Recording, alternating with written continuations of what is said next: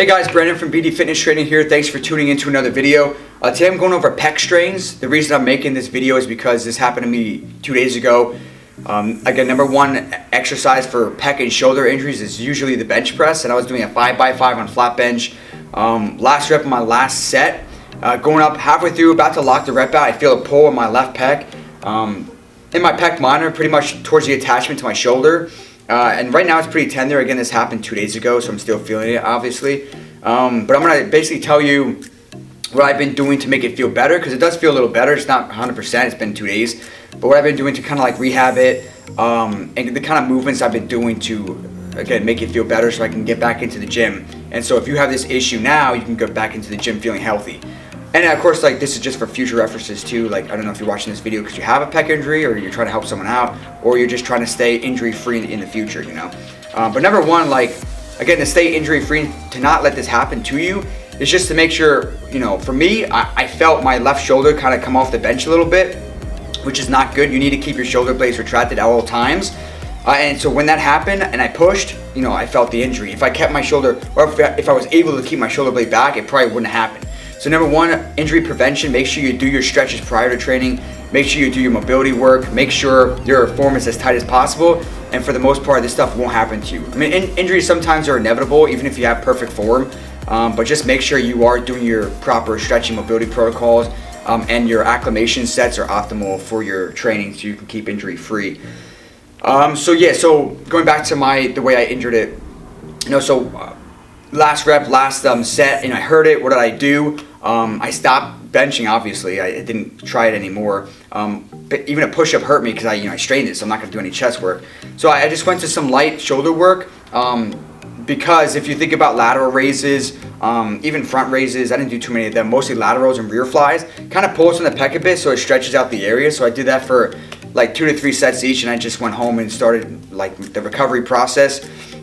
Which the recovery process for me, and what should be for you, is number one, ice.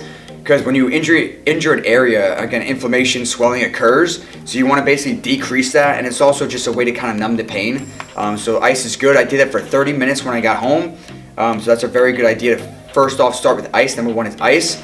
Number two, after I took the ice off, I let the area just kind of relax for a bit. Following that, about an hour later, I started to do some self-massage work and some stretching. So, you know, the massage work isn't anything special. I'm just basically grabbing my pec and trying to move it around. I'm putting pressure into it so I can try and, you know, get into the tissue pretty deep. Again, it depends on your pain threshold, but it is good to just move around that area. Because again, when you have an injury, you don't want to just, you know, stay sedentary and not move the area just because it hurts. Like, you have to actually move it, guys. To speed up the recovery process, you have to keep that muscle moving. You have to keep the joint around the muscle moving. So I did a lot of just easy movements like this, like pec flies. Even right now I can feel it kind of pulling, but it feels good. I'm going up and down to the side this way, opening and closing nice and easy. I'm even doing like shoulder presses, pec push or chest presses like this with no weight, just because I'm not gonna add, you know, I'm not gonna add load to the area just yet because I just injured it, right? And then, you know, following, you know, stretching and, you know, mobilizing the muscle a bit by self massage work.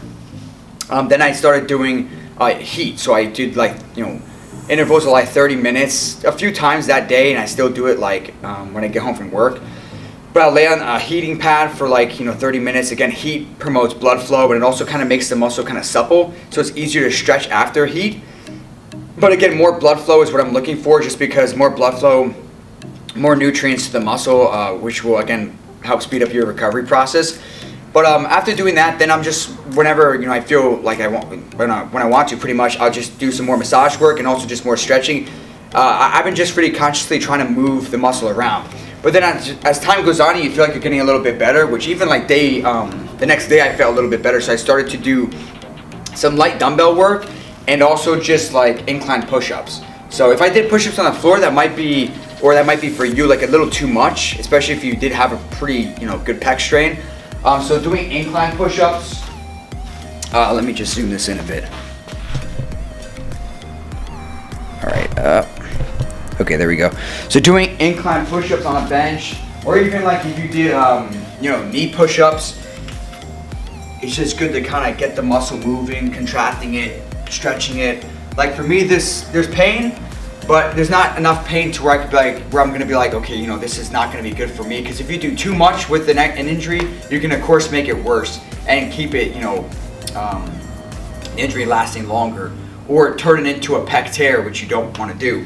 So, you know, I do like a few repetitions there, enough to just, you know, feel maybe a little pump in the muscle once you get blood flow.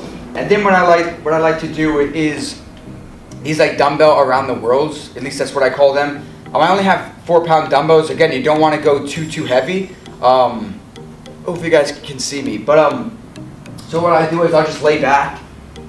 Number one, just give yourself a few presses. Maybe we'll do a few fly movements just to kind of warm the area up before we kind of go into this bigger range of motion. But from here, now I'm gonna go like I'm in like a top portion of my chest press, so my wrists are pointing forward. I'm gonna bring the dumbbells over my head. I can kind of get a stretch of my shoulders and my upper pec, and then I'm just gonna circle it around, bring it back to the top, come around, bring it back to the top.